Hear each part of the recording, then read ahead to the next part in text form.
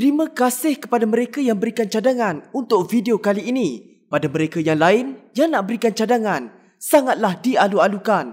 Komen saja dekat bawah. Tahu tak korang bahawa pada tahun 2019, 20.1 juta rakyat Malaysia telah membelanjakan sebanyak 673 juta American dollar atau 2.79 bilion ringgit untuk permainan video. Ini membuktikan bahawa industri permainan video di Malaysia sedang mengalami peningkatan dan penerimaan yang mendadak. Ditambah pula apabila kini studio-studio Malaysia telah diiktiraf oleh negara luar apabila turut sama terlibat menghasilkan permainan video terkenal seperti Uncharted 4, Biggest pirate treasure of all time, Days Gone, Gear 5 dan banyak lagi. Tapi dalam video ini, Faktau hanya ingin berkongsi mengenai permainan video yang dihasilkan di Malaysia yang setaraf antarabangsa. So guys, jom kita mulakan permainan. 10 game buatan Malaysia yang ramai sangka berasal dari luar negara. Sebelum tu, jangan lupa subscribe Faktau tau. Dan jangan lupa tekan loceng. 10. Warpots. Permainan mudah alih atau mobile gaming ini berkisar tentang pengembaraan anda sebagai pemain dalam mengetuai sekumpulan pahlawan untuk memerangi musuh yang jahat di alam semesta. Game ini bergenrekan turn-based pengembaraan dan aksi. Game Warpots ini dihasilkan oleh studio Weirdworks pada tahun 2018 dan ia terdapat dalam iOS dan Android dengan muat turun sebanyak 50,000 di Google Play. Selain game Warpots, studio Weirdworks ini turut menghasilkan game Super Steampunk. 9. Alien Hive. Permainan mudah alih atau mobile game ini merupakan antara permainan terawal dari Malaysia yang terkenal di Google Play dan Apple Store. Bergenrekan teka-teki atau puzzle, game ini dibuat oleh studio App Explore iCandy yang terletak di Kuala Lumpur. Pada tahun 2015, Alien Hive telah mencapai lebih daripada 3 juta muat turun atau download di semua platform. Selain game Alien Hive, studio yang sama juga mempunyai pelbagai game yang terkenal seperti Sporos dengan jumlah muat turun lebih 5 juta di Google Play, Crab War, Idle Swarm Evolution, Light Away, Tap Tap Fairy Tail, Musketeers, Idle Has Fallen, Mobfish Hunter, Void Troopers, Sci-Fi Tapper, Alien Path, Cave Boy Escape, Thor, War of Tap-Narok, Cave Boy Go, Carnival, Showtime dan Hello Pet House. 8. Postnight. Dengan jumlah download lebih 5 juta, game Postnight ini telah memenangi banyak award dari Google Play seperti Google Play Best Games of 2017, Best Indie, Google Play Best Games of 2017, Best to Pick Up and Play dan pemenang IMGSC 2017 Grand Prix. Hebat bukan? Game Postnight ini dihasilkan pada 9 Februari 2017 oleh studio Kurechi yang bertemakan role playing dan pengembaraan. Permainan ini mengisahkan pengembaraan Postnight yang ditugaskan misi berbahaya dan sukar untuk menghantar pelbagai barangan. Game ini terdapat dalam iOS dan Android. Selain daripada game Postnight, studio Kurechi yang berlokasi di Cyberjaya ini turut menghasilkan pelbagai game lain yang terkenal seperti Tiny Guardian, Cheeky Duo dan King's League Odyssey. Faktau pernah main tahu game ni? Memang serius tak sangka game ni buatan Malaysia terbaik. 7. Gigabash.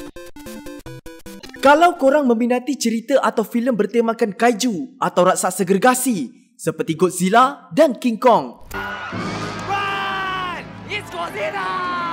It looks like Godzilla, but due to international copyright laws, it's not. korang tentu suka game Gigabash. Gigabash merupakan game berbentuk pertempuran arena brawler yang dibangunkan oleh Passion Republic Games, PRG, studio game yang bertapak di Malaysia yang juga pernah menyumbang hasil kerja dalam pembikinan game AAA Uncharted, The Lost Legacy dan Batman Arkham Asylum. Dalam Gigabash, korang boleh bertarung dengan pelbagai jenis raksasa yang ganas dan boleh berlawan sehingga 3 pemain. Apa yang menariknya, ialah korang boleh membaling bangunan-bangunan di sekeliling raksasa ke arah raksasa pemain lain. Raksasa juga boleh membesar dengan mengumpul Giga Points dan bertukar jadi S-Class Monster. Giga Bash masih lagi dalam pembangunan dan dijangka akan dikeluarkan di PC dan PS4. Giga Bash juga telah menerima banyak anugerah walaupun game ini belum dikeluarkan kepada umum. Hebat kan? 6. Simulacra. Simulacra adalah game seram mobile dibangunkan oleh studio tempatan Kaigen Games yang dilancarkan pada 2017.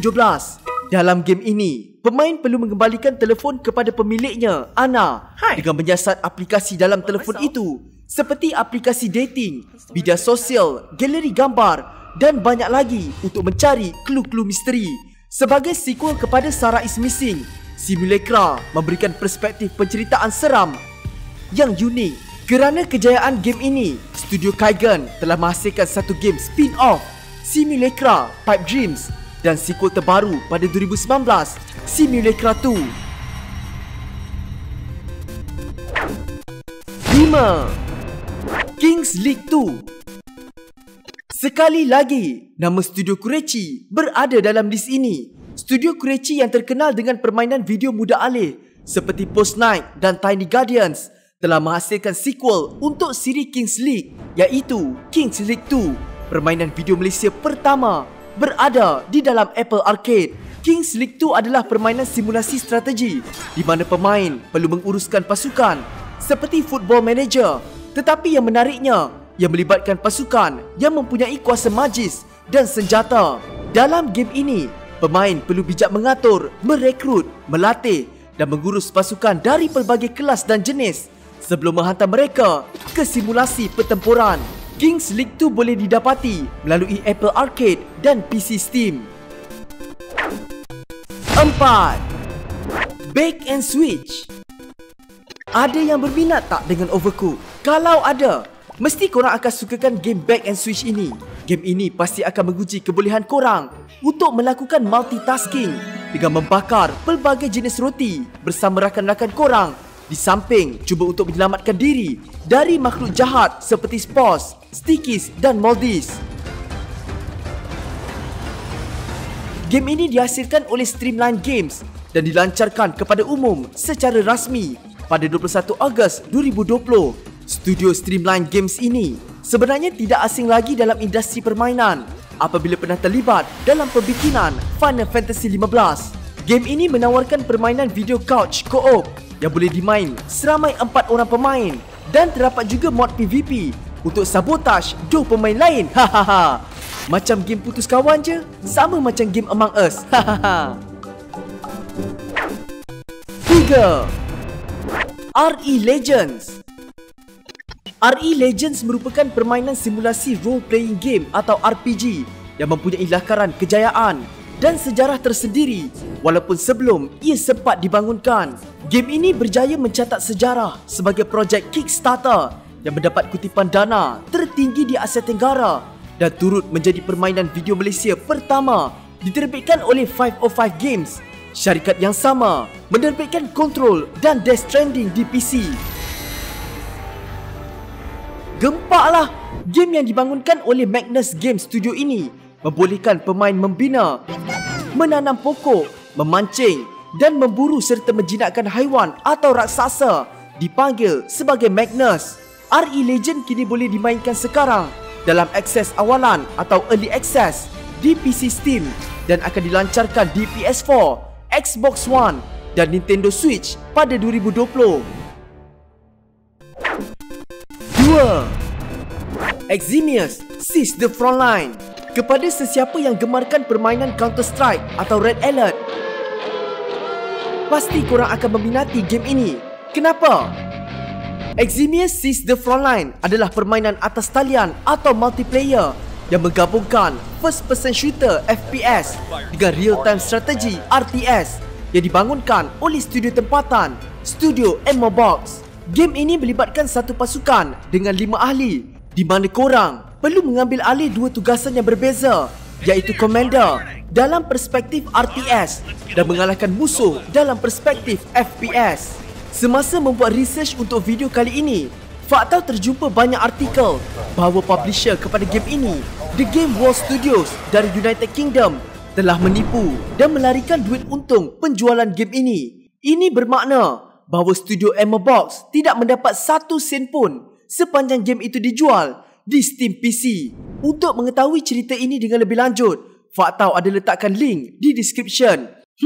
Kesiankan diorang? Dah lah diorang ambil masa selama 8 tahun nak buat game ni.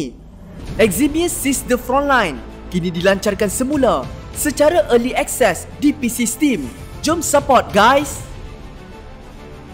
Sebenarnya ada banyak lagi game yang dihasilkan di Malaysia tau. Jom kita tengok honorable mention kita. Cluno Hero Battle, Roll Spike Sepak Takraw, Super Stick Badminton, Amok The Villain Heroes, Mak Chun's Adventure, Agent Ali Emergency. 1. No Straight Roads. Permainan video No Straight Roads ini merupakan sebuah permainan video bertemakan aksi dan muzik yang dihasilkan oleh studio Metronomic dan diterbitkan oleh Sold Out. Studio ini ditubuhkan oleh Wan Hazmir.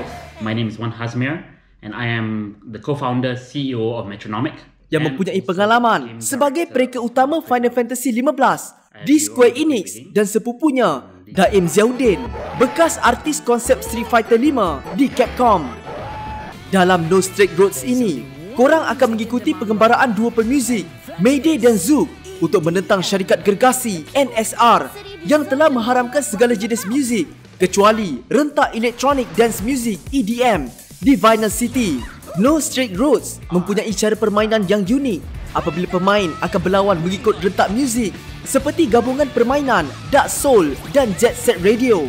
Menariknya, apabila hampir semua watak-watak dalam No Straight Roads disuarakan oleh pelakon suara dari Malaysia. Seperti contoh, dua watak utama, Mayday dan Zook, disuarakan oleh Chan Su Ling.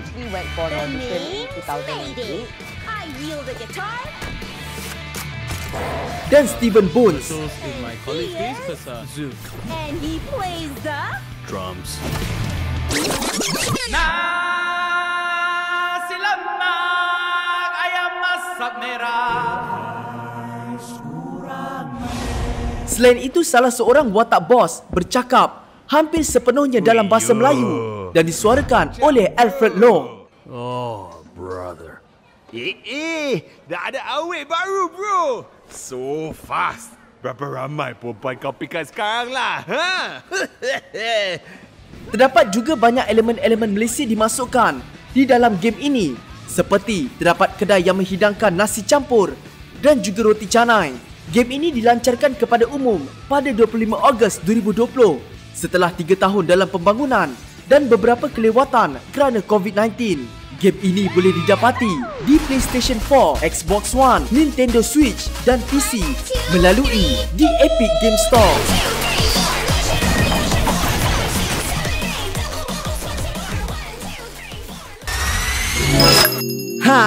Mesti korang tak sangka kebanyakan game yang korang main tu dari Malaysia kan? Harap video ini sedikit sebanyak dapat buatkan korang rasa bangga dan lebih menghargai game-game di Malaysia. Okeylah, itu saja untuk video kali ini. Jumpa lagi. Bye.